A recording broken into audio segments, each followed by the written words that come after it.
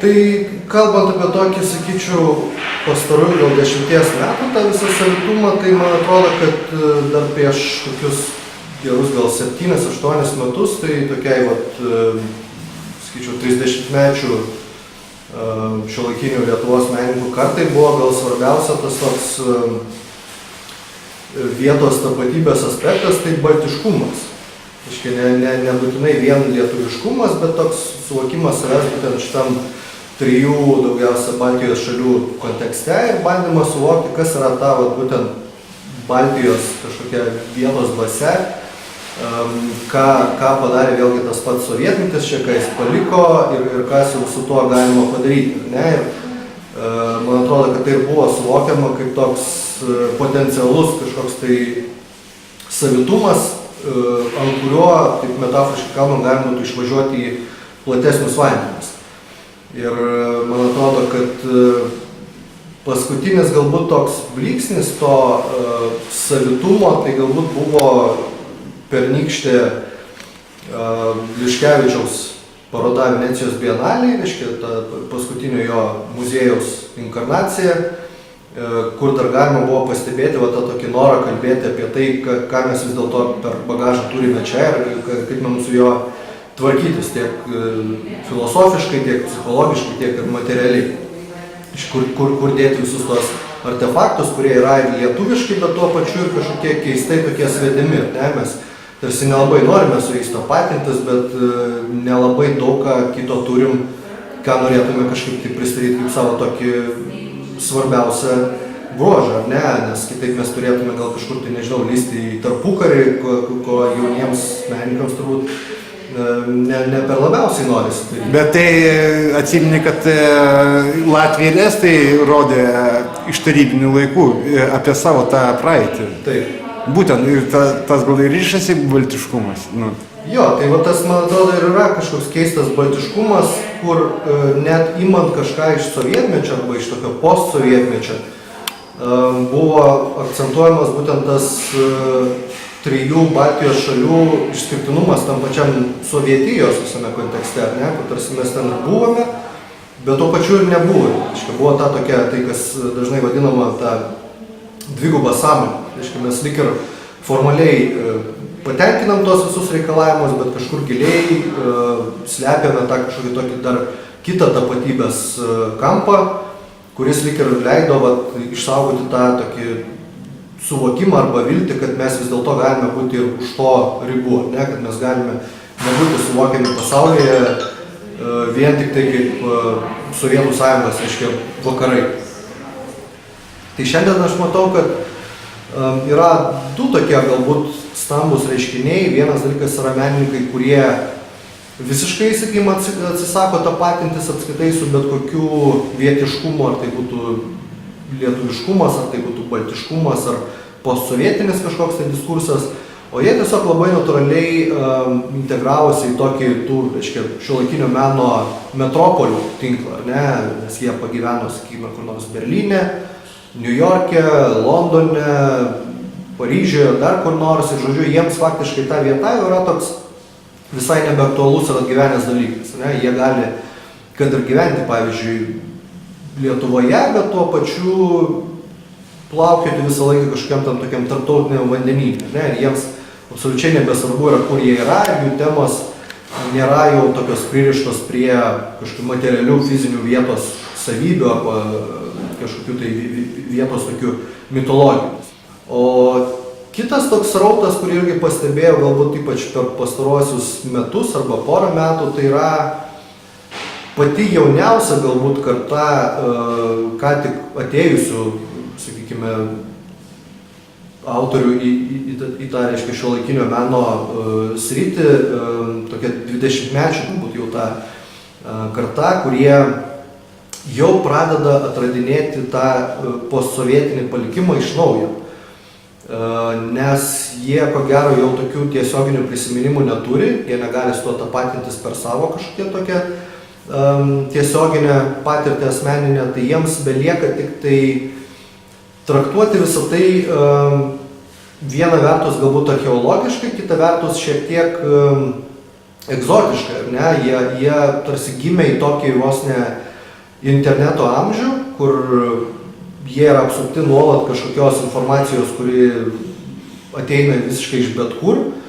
Ir tarsi galėtų jie tame ir gyventi, bet staiga, jeigu išeina iš namų, ar ne, jie aplink save mato kažkokį keistą tą tokį iškasenų pasaulį, su kurio irgi jiems nelabai aišku yra ką daryti, nes jie jau to nebeprisimena ir jie gali pasikliauti tik tai arba prisiminimais kažkokių vyresnių savo draugų arba tėvų arba giminių, arba traktuoti tai visiškai kaip kažkokį daiktą, kaip sakiau, kaip turbūt elgiasi archeologai, ne, tu kažką randi, tu nežinai, kokia buvo to daikto pirminė funkcija, tu nežinai, ką su juo darė, reiškia, jo naudotojai, tu nežinai, kas jie buvo, kaip jie gyveno ir tu turi faktiškai visą tai kažkaip tai įsivaizduoti iš naujo, tu turi išrasti vėl tą daiktą savo pačiam, reiškia, asmeniškai visiškai naujai. Tai vat man labai kažkaip matosi pastaruoju metu, kad tie 20-mečiai, jie labai aktyviai pradeda domėtis, pavyzdžiui, Lietuvos tą visą periferiją, kur, aišku, tie sovietmečio reliktai dar labiau yra užsilaikę, kur, reiškia, kai kuriuose vietovėse žmonės vis dar galbūt net ir gyvena pagal tuos kažkokius senus tokius įpročius ir papročius.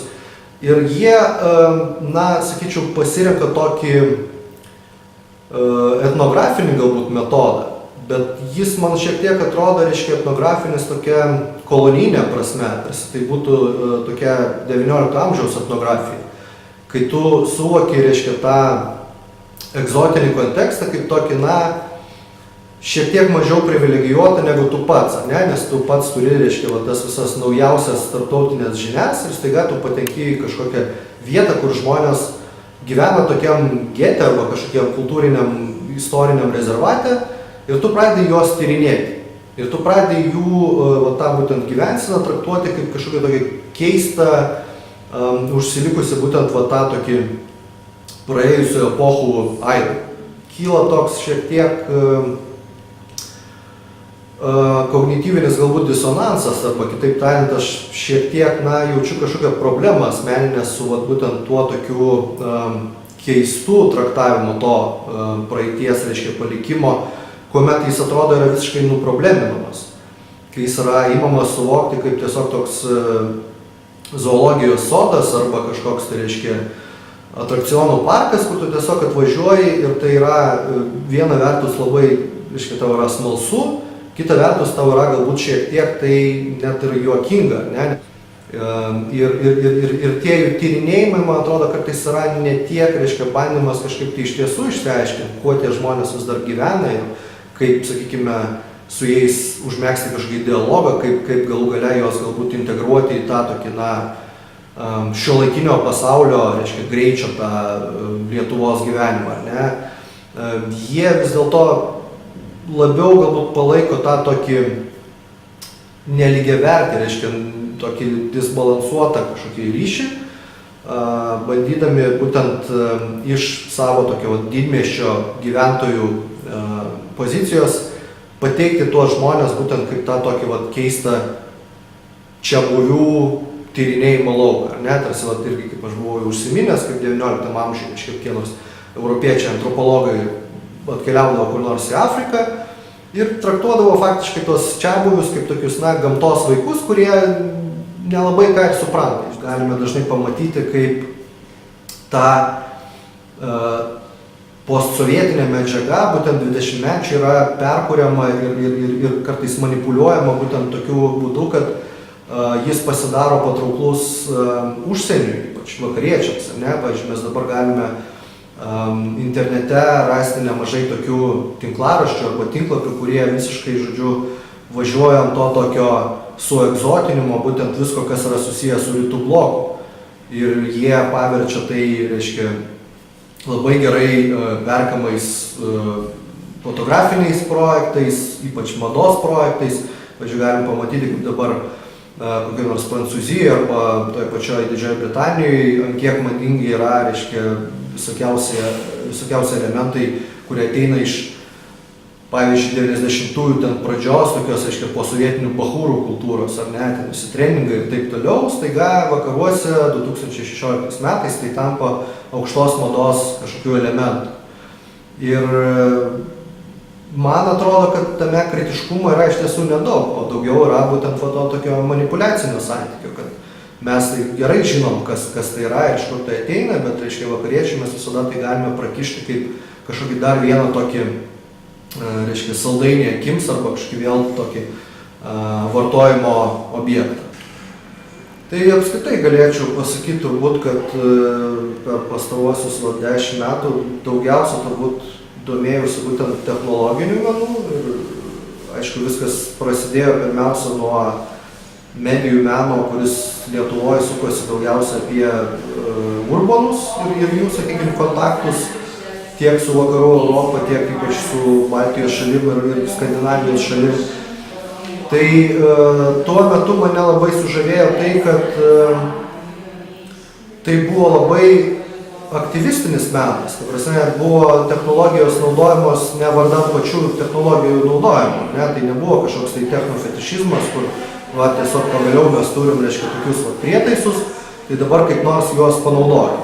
Tai buvo, man atrodo, labai aiškus suvokimas, koks yra tikslas, ką norima pasiekti pirmiausia kažkokiai socialiniai ir politiniai plotmiai ir kaip tam galima panaudoti tokius, reiškia, technologinius tinklus, įvairias, reiškia, naujas priemonės, medijas ir taip toliau. Ir man atrodo, kad po 2090 vėlgi šito dalyko nebeliko. Nors technologijos ir toliau, aišku, menininkų yra naudojamas, bet man atrodo, tas naudojimas visiškai radikaliai pasikeitė būtent savo formą ir savo kažkokiais principais.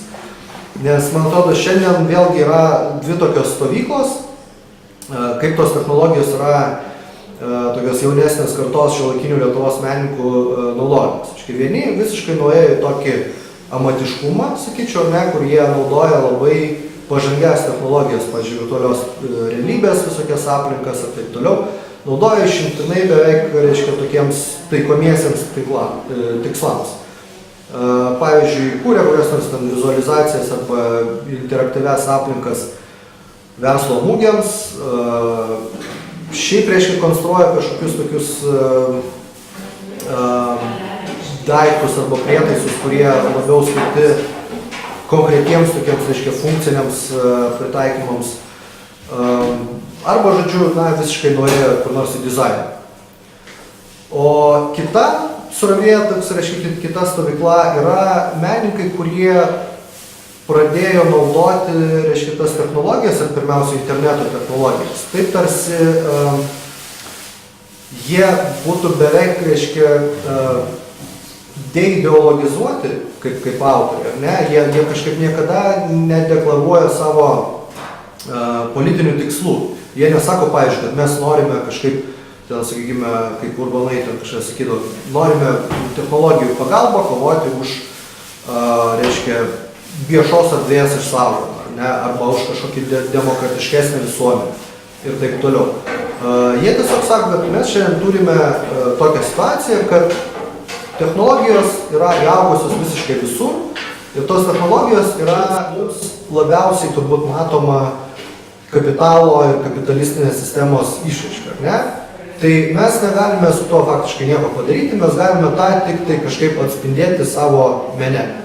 Mes nesakysime, kad mes darysime revoliuciją, mes nesakysime, kad mes kažkaip tai bandysime likti už tos sistemos ribų, mes tiesiog į tą sistemą maksimaliai įsijausime, maksimaliai įsigyvensime ir dar labiau bandysime ją pagreitinti. Vat yra toks dabar, pavyzdžiui, tokia filosofinė ir meninė,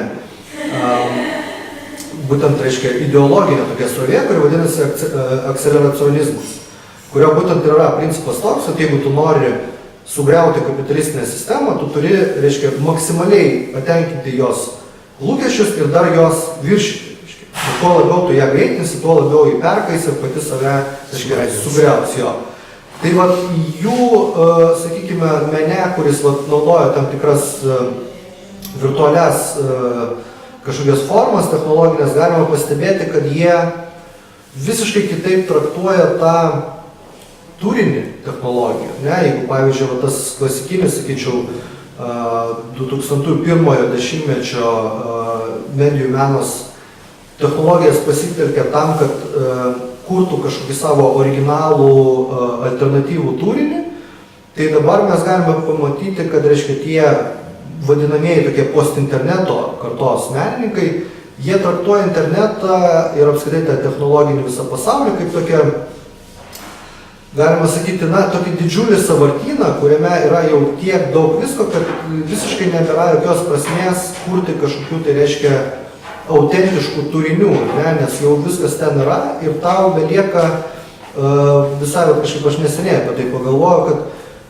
galima tai galbūt pavadinti tokiu naujoju kažkokiu šiukšlių menu, ar ne? Vat buvo kažkada tokia srovė, reiškia trash art, kur menininkai kurdavo, sakykime, skulptūras arba kokį nors ten žemės meną iš rastų kažkokių, reiškia, tokių atliekų.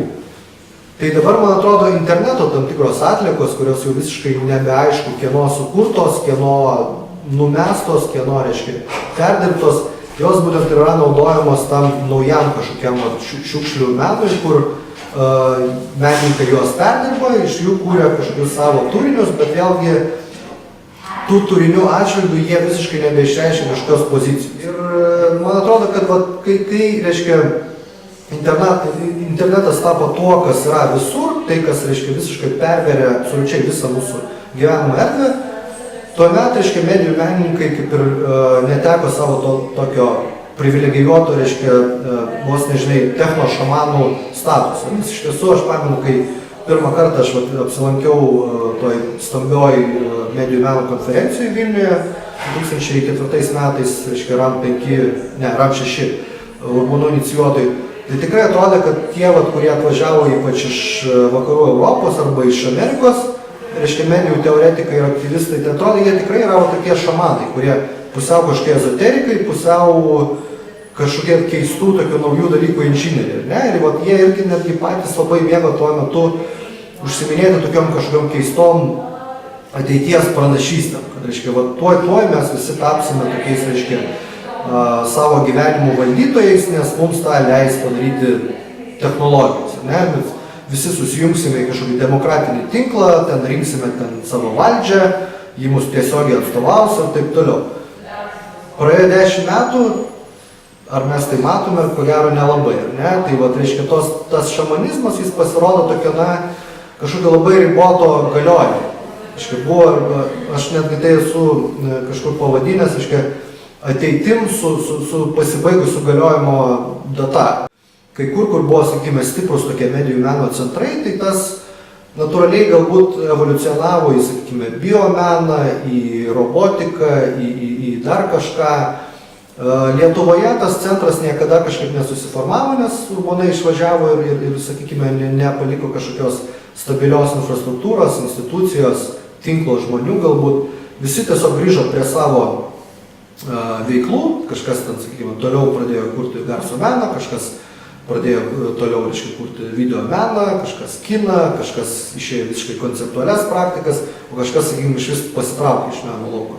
Ir mes matome, kad čia kažkaip tos evoliucijos neįvyko. Tiesiog kažkaip tas visas aktyvizmas dingo, o jo vietą užėmė tai, kas ir dabar valdo, kaip sakiau, visuose meno centruose. Ne? Mes galime pamatyti faktiškai tas pačias estetikas ir tas pačias išraiškos priemonės, kurios naudojamos kur nors New York'e, galim pamatyti ir čia, kur nors Vartų galerijų arba ŠMC ir panašiai. Tai, žodžiu, tas labai įdomus dalykas, kad tam tikras pažadas, kuris lyg ir buvo ir sklandė ore, jis kažkaip savęs nepateisino ir tiesiog užleido vietą labiau tokiems, galbūt kažkiek tai madingiams dalykams, ne, kurie dabar yra ant bangos, irgi nelabai aišku, kiek jie, sakykime, laikysis, bet galima bent jau konstatuotis, kad bent kažkiek tai kažkokių lygmenių Lietuva tam tikroji, galbūt siauroji šiuolaikinio meno nišai, bet visgi visiškai, sakyčiau, pilnai sinchronizavosi su tarptautiniais procesais, ne, apie ką šiaip jau visi svajojo gal 10 metų. Tai šiandien matome, kad tikrai kai kurie menininkai, pavyzdžiui, tie patys Paco Harber, reiškia, Ulius Gelbūda ir Neringa Černiauskaitė. Tasme, kai jie dalyvauja ko nors užsienį parodoje, tikrai niekas negalėtų pasakyti, kad jie yra iš kažkokios, tai reiškia, šiek tiek vėluojančios šalies. Ne? Jie visiškai tam pačiam lygmenį naudoja tą patį žodyną ir tą patį instrumentariumą.